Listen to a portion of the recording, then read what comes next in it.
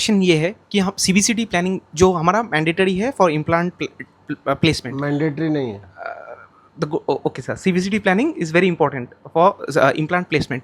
तो sir CBCT में हम लोग जो सेक्शंस हमारा आता है या हम लोग देखते हैं सर, उसके साथ क्लिनिकली इडेंचुलस पेशेंट में जहाँ पे कोई टूथ नहीं है, तो उस जगह के साथ इसका कोरिलेट कैसे कर सकते हैं और कैसे समझ सकते हैं कि जो सीबीसीटी में जो सेक्शन दिया है वही उस रीजन पे, पर्टिकुलर रीजन पे अपने को इम्प्लांट ये प्लेस करना सवाल समझ में आया आप लोगों को भाई?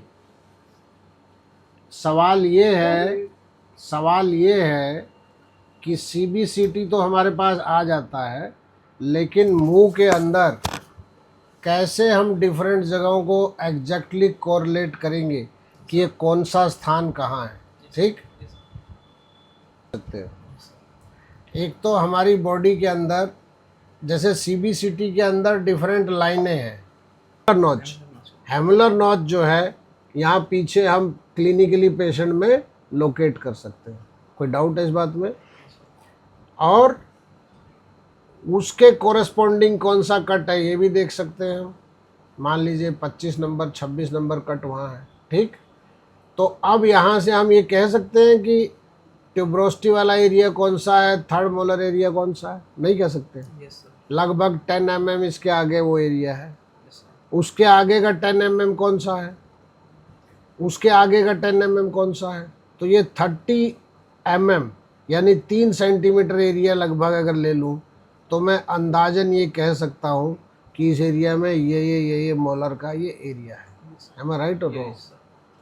One more thing, opening of Stensen's duct वो कहाँ होती है? मैक्सिलरी सेकंड मोलर को वो रिलेट करती है। तो हम वो डक्ट देख सकते हैं और वो इंट्राऑरली कट देख सकते हैं। M I right?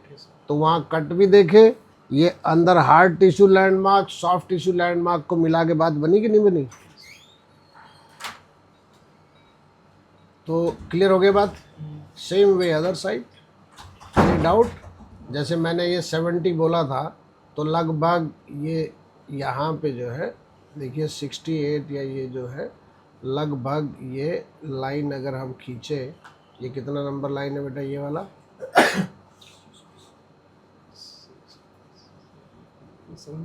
ये 60 से 70 के बीच में जो है, 75 के बीच में ये है, ठीक है।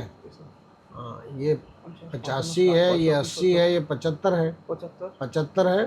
तो ये 73 74 से लेके और इधर की तरफ ये 62 63 तक ये हमारी ये है, राइट। तो हम रिलेट कर पा रहे हैं कि नहीं? और ये जैसे क्या है, ये एक्जियल सेक्शन है, एक्जियल सेक्शन है। तो एक्जियल सेक्शन थोड़ा ऊपर लिए नीचे लिए उससे भी थोड़ा डिफरेंस आएगा। ये बात समझ में आ रही है? तो ये हो गया काम। और कुछ नहीं सर, इसके अलावा अब क्या हो सकता था? और देखिए इसके अलावा क्या हो सकता था? हमने सारे लैंडमार्क्स को यूज करते हुए, कोई कंप्लीट इडेंचुलस या पार्शियल इडेंचुलस पेशेंट था, उसमें रिमूवेबल पार्शियल डेंचर या रिमूवेबल पार्शियल डेंचर का ट्राइन स्टेज तक वो कर लिया, वैक्सअप करके टीथ लगा लिया, राइट। अब मैंने उसको डुप्लीकेशन का एक मेथड समझाया था, डेंचर डुप्लीकेशन का मेथड मैंने समझाया था, उस दिन तुम रहे नहीं होंगे तो उसको पढ़ो, मैं बता दूंगा। डेंचर डुप्लीकेशन का मेथड कुछ नहीं है। डेंचर कोई एक, जैसे हम डेंचर बनाते वक्त डीवैक्सिंग करके दांत और सब चीज़ निकाल देते हैं, उसके अंदर मोल्ड बना। मोल्ड बनने के बाद हमने जो टीथ का पोर्शन था उसमें टूथ कलर एक्राइलिक डाल दिया और जो डेंचर बेस वाला पोर्शन था उसके अंदर क्लियर एक्राइलिक डाल दिया। लेकिन इनके अंदर क्या किया हमने, बेरियम सल्फेट थोड़ा मिक्स कर दिया। बेरियम सल्फेट क्या है? रेडियो ओपेक मटेरियल है। तो एक एक दांत अपनी शेप के साथ क्या वहाँ पे नज़र आएगा? जब सीबीसीटी उसको लगा के करेंगे तो आएगा नज़र। इवन हर दांत के सेंट्रल फोसा के अंदर हम क्या कर सकते हैं, एक 2 मिलीमीटर राउंड बर लेके उसके अंदर एक एक छेद कर सकते हैं। 2 मिलीमीटर राउंड छेद, उसमें क्या कर सकते हैं, गटा पर्चा डाल सकते हैं। तो एक और रेडियो पे एक मार्कर आ गया। रेडियो जो ये हम बेरियम सल्फेट डालेंगे थोड़ा कम डालेंगे डेंचर के अंदर, ढेर डाल देंगे तो वो मतलब डेंचर अलग से दिखना चाहिए और जो बोन और बाकी टिश्यूज अलग दिखने चाहिए, राइट? क्लियर हो गया? तो एक स्पेसिफिक टूथ को दिखाने के लिए हमने जब जीपी डालेंगे गटा पर्चा थोड़ा मेल्ट करके सॉफ्ट करके, तो वो चीज़ और अच्छे से दिखाई देगी। तो हम एक कोई कट ऐसा होगा इसका जो मान लीजिए फर्स्ट मोलर में मैंने एक गटा पर्चा डाला है तो उससे रिलेट करता हुआ आएगा कि नहीं आएगा? आएगा, आएगा। Third molar, second molar, tuberosity region, even hamular notch, distal extent of denture जो था वहाँ पे भी मैंने गटा पर्चा लगा दिया, तो मैं उसको लोकेट कर पाऊंगा कि नहीं हेमिलर नॉच को सीबीसीटी में? तो हर चीज़ को रिलेट कर सकता हूँ। सेंट्रल इंसाइजर भी दिखाई देगा और सब दिखाई देगा। This is very easy, not tough. Don't leave everything for machines. सब कुछ मशीन को दे दोगे, इंजीनियर को दे दोगे तो डॉक्टर क्या करेगा भाई? डॉक्टर, टेक्नीशियन और जो वर्क फोर्स है उनको भी कुछ काम करना है, and they can work better than any machine, they can do well. फिर से मैं रिपीट करता हूँ, भारत की मेन 2 प्रॉब्लम है, इतनी 3 प्रॉब्लम है रादर।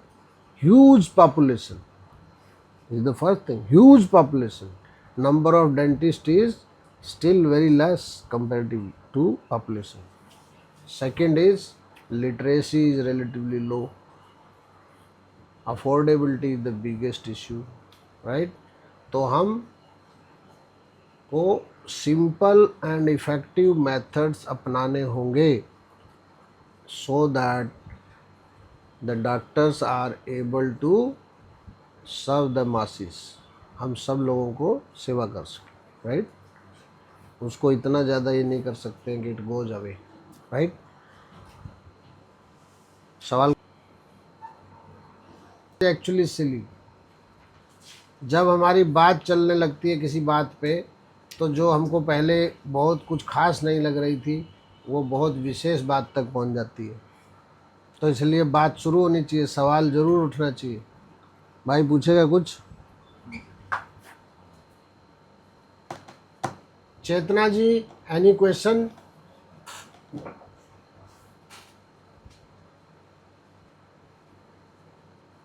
चेतना तो गायब है। जी नहीं सर, म्यूट ऑफ। नहीं सर, कोई तो सवाल पूछो। अब अच्छे से समझ में आने लगे हैं sir.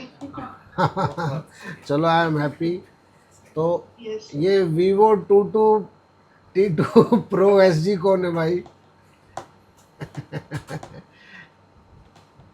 Excuse me sir. Sir good या मॉर्निंग। या गुड मॉर्निंग डॉक्टर साहब, पूछिए प्लीज। हाँ सर, कल मैं एक एक्सरे देख रही थी, उसमें क्या था कि इम्प्लांट जो है बहुत भीतर जो है लगा हुआ था, मतलब सब क्रिस्टल से नॉर्मली 3 mm होता है, काफी डीप था। तो उसमें क्या हुआ कि दिखा रहा था कि उसमें वर्टिकल कैंटिलीवर होता है, ठीक है सर?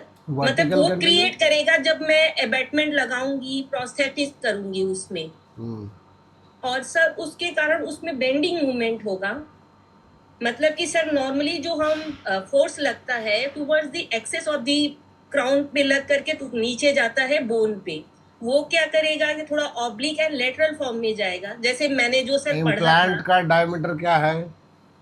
सर इम्प्लांट जो था वो 9 mm बिलो था, मतलब कि उसमें पेरीएपाइकल पैथोलॉजी थी। नहीं तो नहीं वो नहीं, जो पूछ रहा हूँ उसका प्लीज सवाल को सुनिए ध्यान से, फिर Yes, जवाब sir. दीजिए, right? Hmm question is implant का डायमीटर क्या था? डायमीटर सर था उसका 3.5 समथिंग था।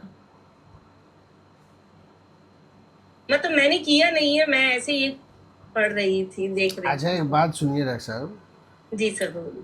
अगर ऐसा करने से कुछ एब्सर्डिटी पैदा हो रही है हम्म तो ज़्यादातर जो ये बेसल इम्प्लांट है हम्म ये क्या है? ये तो ऐसे ही है, मैं पहले ही बता चुका हूँ एक बार। हम्म इनके एपेक्स पे 6 7-8 थ्रेड है, उसके बाद बहुत बड़ा बड़ा लंबा हिस्सा इसका प्लेन है, फिर हेड ऑफ द इम्प्लांट है। Are you getting me? Yes sir, yes तो ये थ्रेड जाके कहीं जाके बोन को एंगेज किए, यस सर, फिर ये प्लेन पोर्शन वहाँ से ट्रांसवर्स वो किया, यस सर, गुजरा वहाँ से, और फिर हेड जो है बाहर निकला, उस पर आप दांत लगाए। M I right? Yes sir, ऐसे ही क्या हो सकता है, एक इम्प्लांट बॉडी थी, जैसा कि इसका थ्रेडेड पोर्शन था, ऐसा ही थ्रेडेड पोर्शन उसका भी था। वो आपने ऊपर जाके कहीं जाके लगा दिया। सर काफी डील हो जाती है सपोज हाँ, ये देखिए ना, कल हमने लगाया तो है। ये क्या है? ये यही है भाई, ये यही है।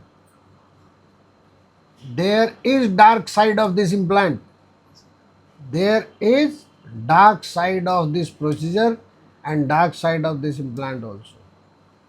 First, most emphatic thing I will like to say about zygomatic implant is it should be rarely used. It should not be a matter of routine.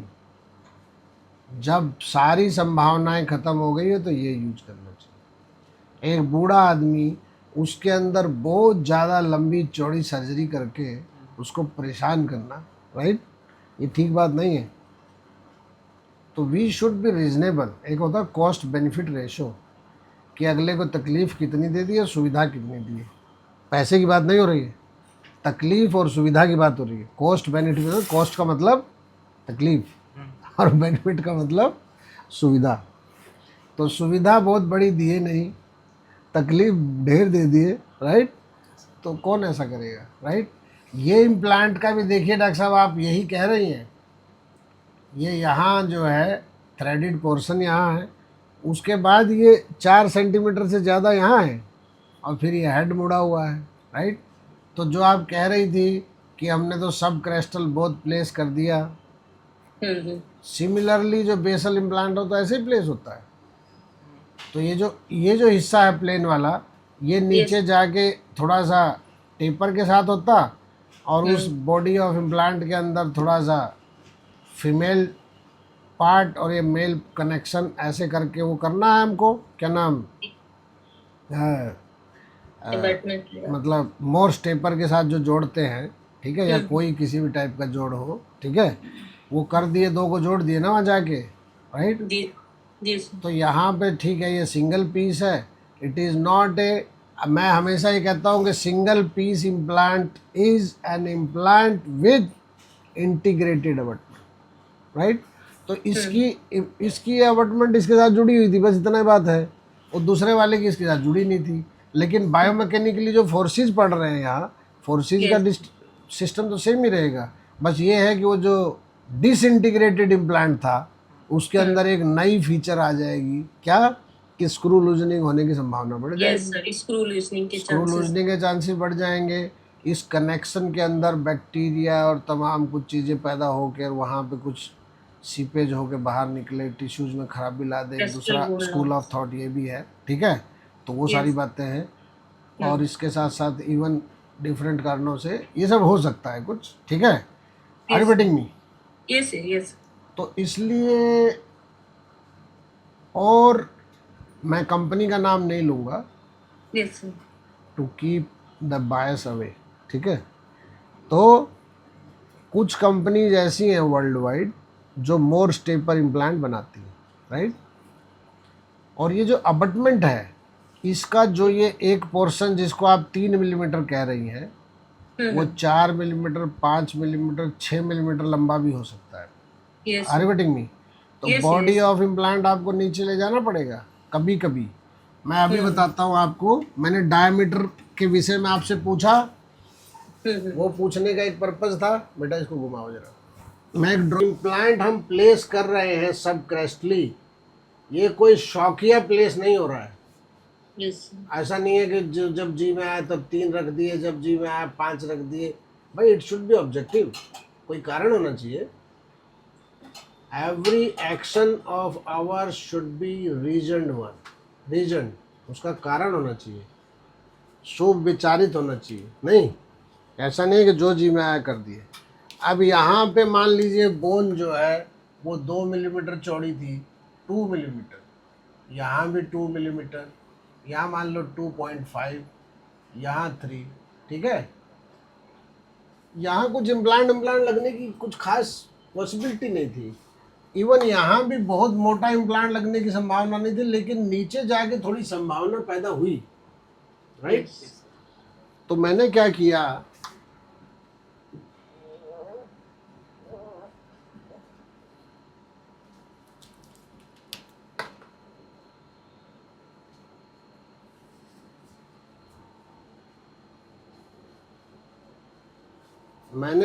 मैंने ये विजुअलाइज किया कि मेरा इम्प्लांट जो है वो यहाँ होगा ऐसे। Are you getting me? Yes यूं मैंने अपना इम्प्लांट विजुअलाइज किया, right. It was quite a thick implant, ठीक है। तो इसके लिए ये इम्प्लांट लगाना अच्छी बात है मेरे लिए, या फिर जैसे कैसे कर करा के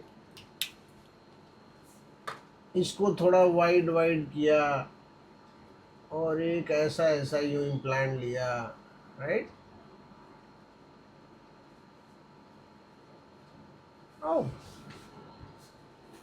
ये इम्प्लांट अच्छा है या ये छोटू इम्प्लांट अच्छा है?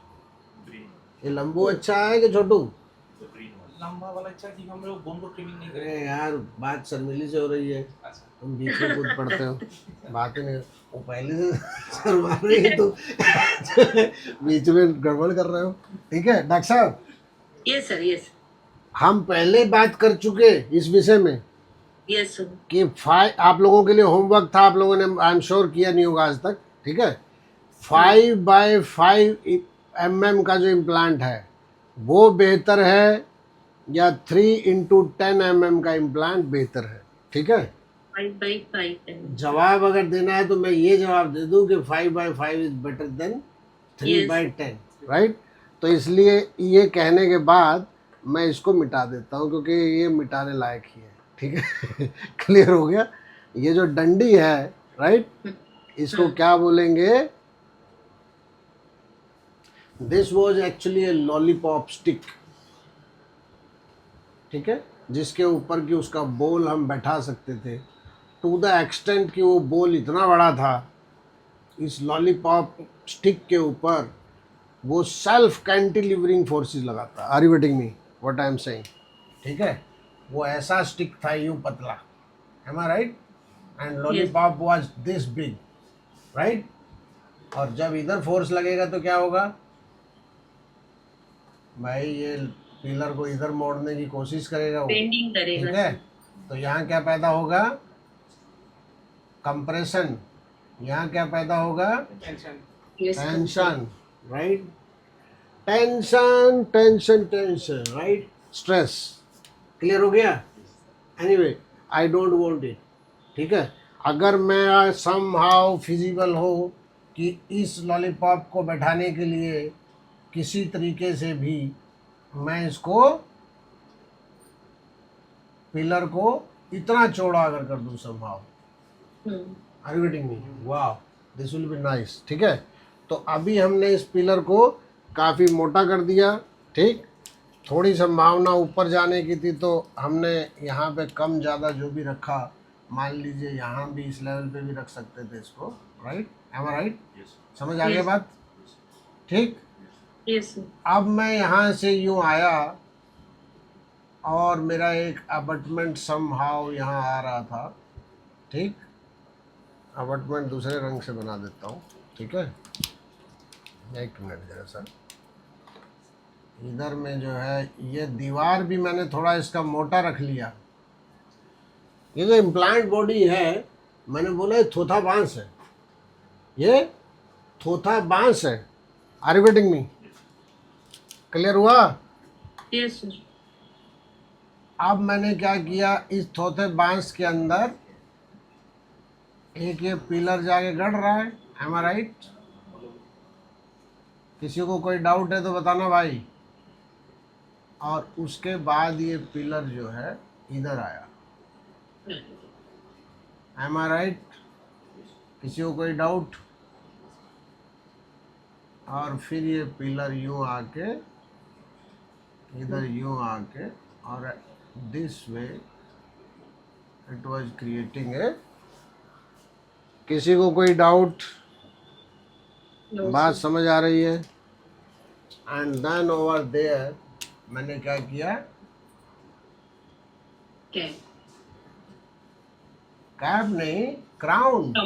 Crown, yeah. अरे ये हमारा इम्प्लांट शहंशाह है, ठीक है?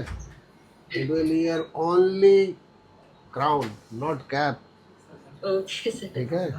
आप भी जो है गड़बड़ कर देती है। तो इसके थ्रू हम निकल के आए, इस बोन को समहाउ हमने फिर से ये नैरो डाउन करने की वजह से जो नैरो बोन थी, कुछ अगर हल्का फुल्का एक्सटेंशन कर दिए, कुछ ये कर दिए, इसके बीच में कुछ गैप आ गया, इसको मेंटेन कर लिए। लेकिन यहाँ इस बोन के डायमेंशंस को देख के तो संभावना क्या थी कि हम पतला इम्प्लांट ही लगा सकते हैं, लेकिन हमने नीचे जाके ये इम्प्लांट थोड़ा थोड़ा बड़ा लगा दिया। M I right? Yes. Next जो चौपाल होगी उससे पहले मैं आपको कुछ प्रिंटेड केसेस दिखाऊंगा, पेपर पे प्रिंट करके लाऊंगा या इसमें रखूंगा, राइट? जिसके अंदर की ये चीज़ को ही डेमोस्ट्रेट किया होगा कि बहुत मोटा और छोटा इम्प्लांट अगर हमने लगाया और ट्रांजिशन का एरिया लंबा भी अगर रहा, bone will be sitting onto the shoulders of these small baby implants, right? Yes. Small baby obese implants, right? And this implant will behave as if this small baby obese football has entered into the bone, and bone is formed onto the shoulder of these implants, and now it cannot come off, right? वो आ नहीं सकता है बाहर।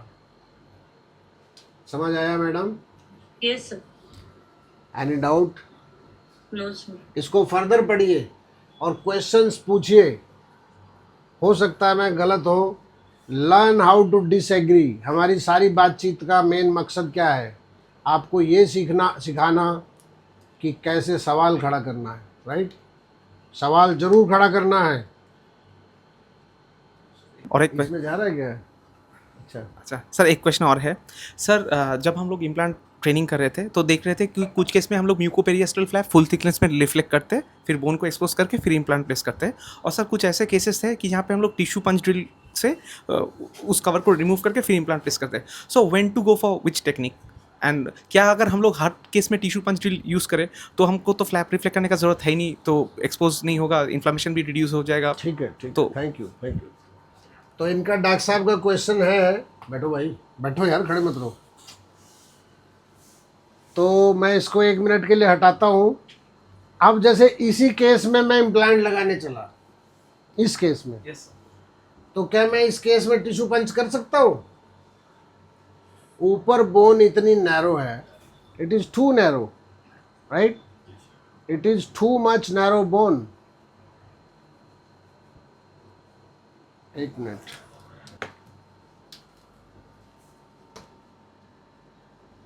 ये हमारा ridge है,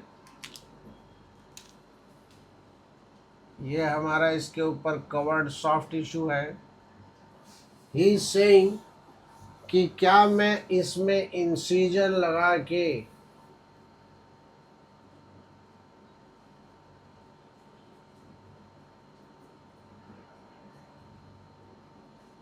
यूं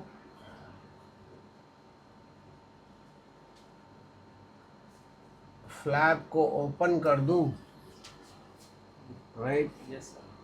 या फिर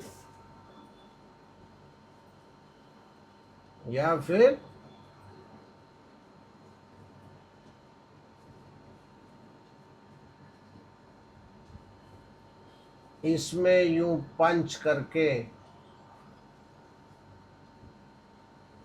सॉफ्ट टिश्यू में सुराख कर दूं, आई मीन छेदा कर दूं।